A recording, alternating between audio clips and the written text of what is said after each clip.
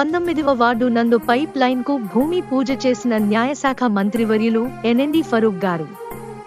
Nandyal 19వ ward పోన్నాపురం colony నందు కొత్తగా municipal water pipe line సుమారు 8,50,000 పనులకు గౌరవనీయులు ఎన్ఎండి ఫరూక్ గారి చేతుల మీదుగా భూమి పూజ మరియు అలాగే తెలుగుదేశం పార్టీ కార్యాలయం నూతన భవనానికి భూమి పూజ చేశారు.